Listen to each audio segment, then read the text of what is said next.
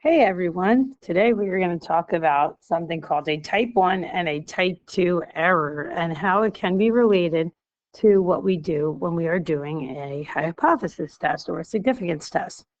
So up until this point, we have talked about when we reject the null hypothesis.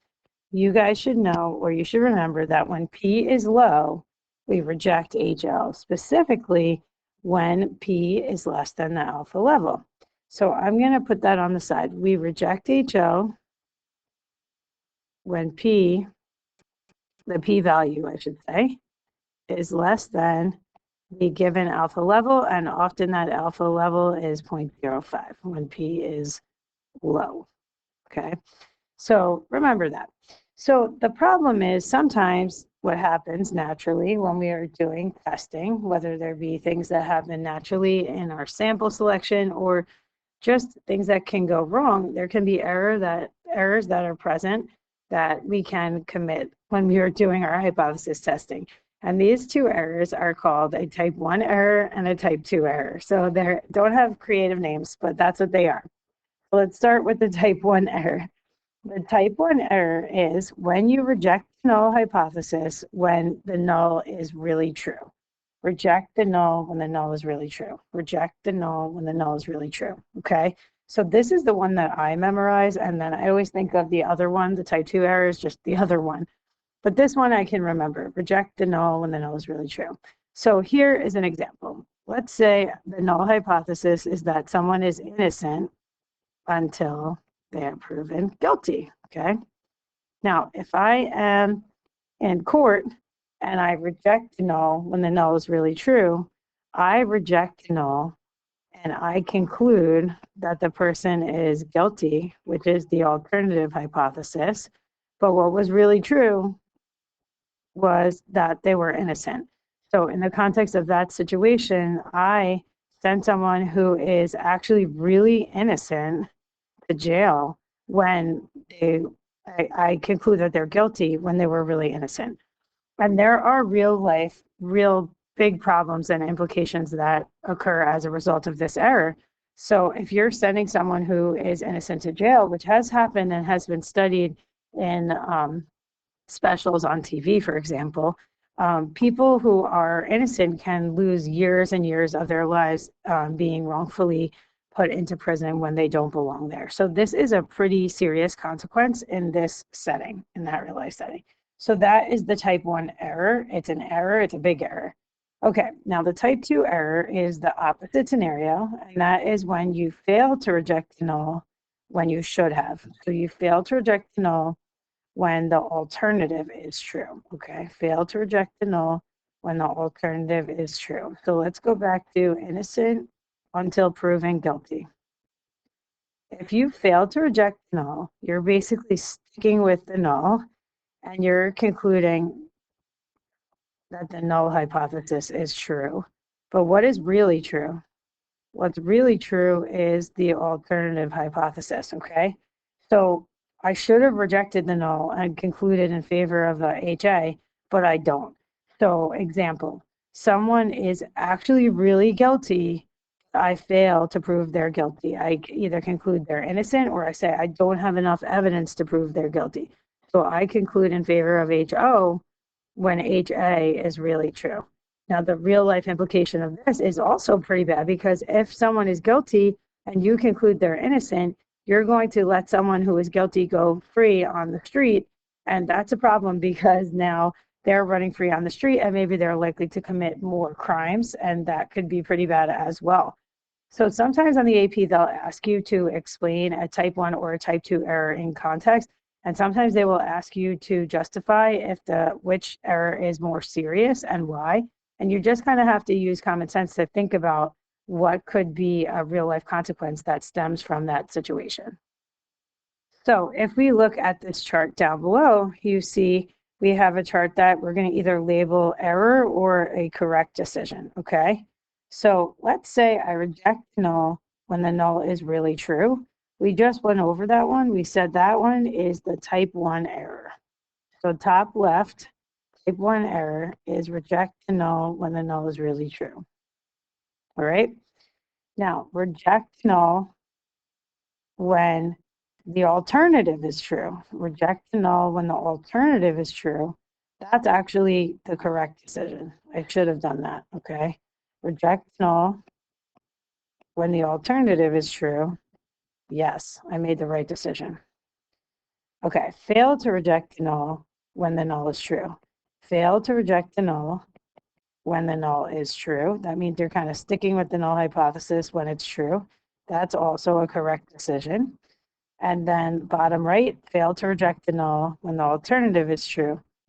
Fail to reject the null when the alternative is true. That's going to be your type 2 error. Okay, so there's your quick visual on. Okay, so now we have a scenario and we're going to identify the type 1 or type 2 error in the setting and talk about a possible consequence. So this question is about potato chips, and I think we may have seen this question before throughout the chapters. If more than 8% of the potatoes in the shipment have a damage, a blemish, the truck is going to be sent away to get another load of potatoes from the supplier. Otherwise, we're going to keep the truck and we're going to use the chips to the potatoes to make potato chips. To make the decision, the supervisor will select a random sample of 500 potatoes for their sample, and then they're going to perform the test of significance. So notice that this is a proportion question because it's a percent. And specifically, this looks like it's one proportion z-test because there's one sample here. And we're going to be deciding if we're going to reject the null hypothesis or not at the alpha equals 0.05 significance level. So I want you to first write out for the type 1 error, I want you to write out what it is in general again. Reject the null when the null is really true. Reject the null when the null is really true. Reject the null when the null is really true. Okay, that's just kind of in general what it's defined as. Now I want you to think about what that would mean in the context of this question. So pause the video here and think about what would it mean in the context of this question. Okay, so if you reject the null when the null is really true, then this is really true. The true percent of potatoes with blemishes in the truck is 8% or even less, and that's actually an okay shipment, okay? But you accidentally reject null and you conclude in favor of the alternative hypothesis when the null was really true. So in context, I'm hoping that you were thinking about, we conclude that more than 8% of the potatoes have blemishes, and then thus we send the truck away when really the shipment was okay and we should have used it.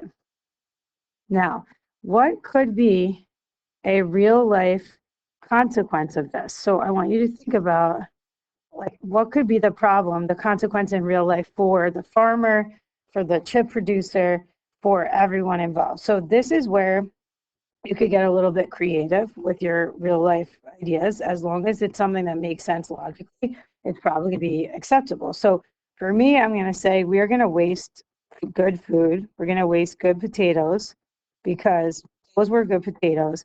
We sent them away. So now the good potatoes are not going to be used. Maybe they're going to be wasted. We're going to have food waste. Or maybe we're going to add to the cost of the farmer, or maybe even the potato chip producer, because we're wasting potatoes that we could have used. So anything like that is fine, okay? Now I want you to do this again for the type 2 error. So first things first, write down what the type 2 error is in general. So remember, that's the one where you failed to reject the null when the alternative is true. And now I want you to think about, go back to this top here and even write like what you would do, what would you conclude and what is really true. I do think that's helpful to do that just so you can kind of visualize what you're concluding and what was really true. So take a minute, pause the video and see if you can write down in context what the type 2 error would be. Okay, so this is the one where you are going to conclude in favor of the null when the alternative was really true.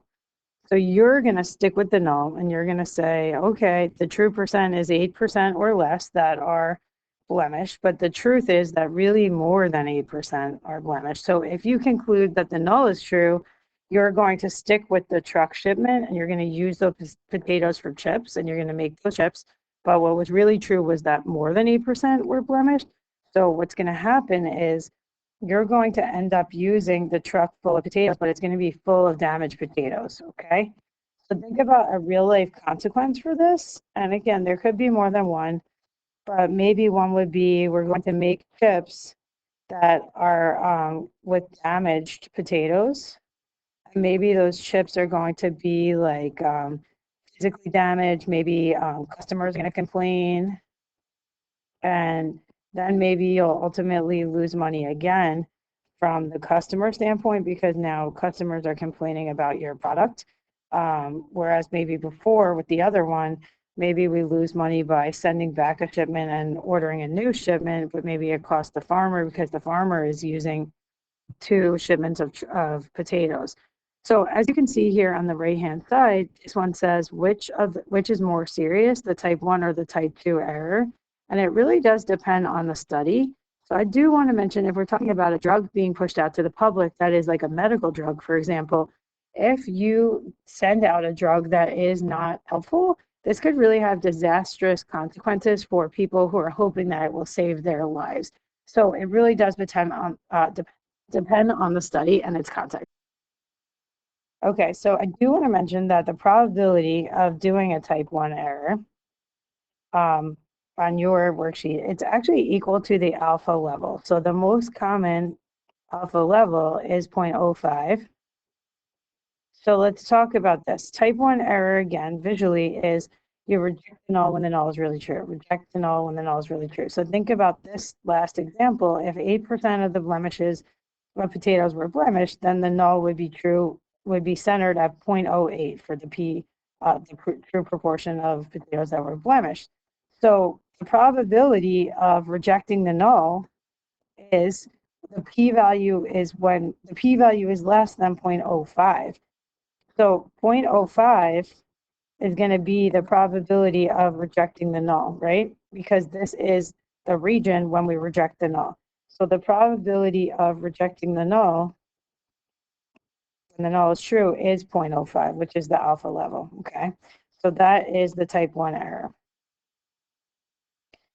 Now, because that's the case, we can actually decrease the probability of making that type 1 error by correspondingly decreasing the alpha level. So if the alpha level was 0.05 before, let's say we change it to 0.01. Now it's actually going to be harder to reject null. If it's harder to reject null because p has to be less than 0.01 now instead of 0.05, it's going to be harder to make that type 1 error as well because it's going to be harder to reject the null because it's going to be a smaller tail region. And what do I mean by that? I mean, visually, if you look at this, this is 0.05. But if my alpha level was 0.01, which is right here, let's say, it's going to be a lot harder for your p-value to be less than 0.01, right? Because it's got to be even smaller and rarer to occur by chance versus 0.05, okay? So that's that one. Now, there is a trade-off between the type 1 and type 2 errors. So if the probability of the type 1 error goes down, actually the probability of the type 2 error will go up. There is an inverse relationship, okay? Inverse or opposite relationship. So if you, for example, decrease the alpha level, it's going to be harder to reject null, but if it's harder to reject null, your ability to make a type 2 error will go up.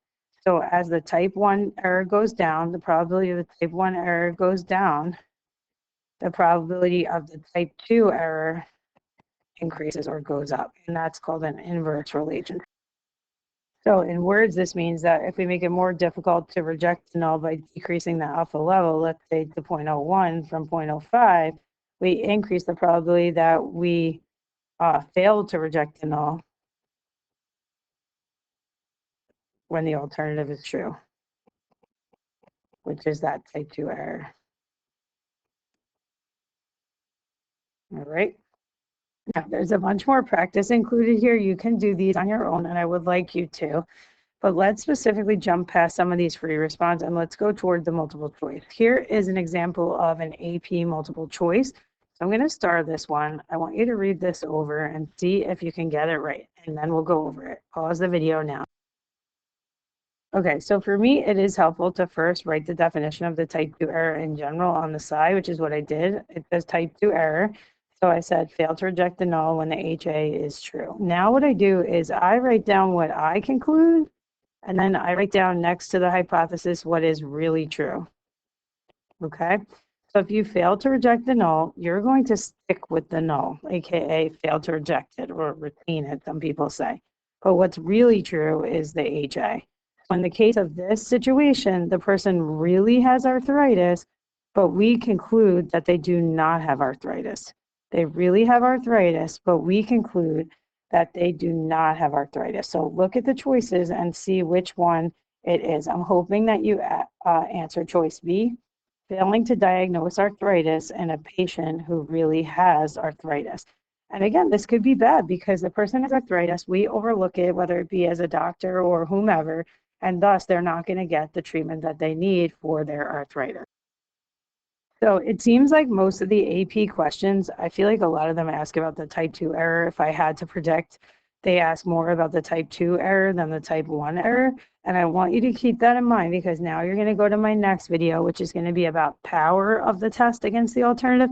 And that power is going to be related to the type 2 error. Thank you.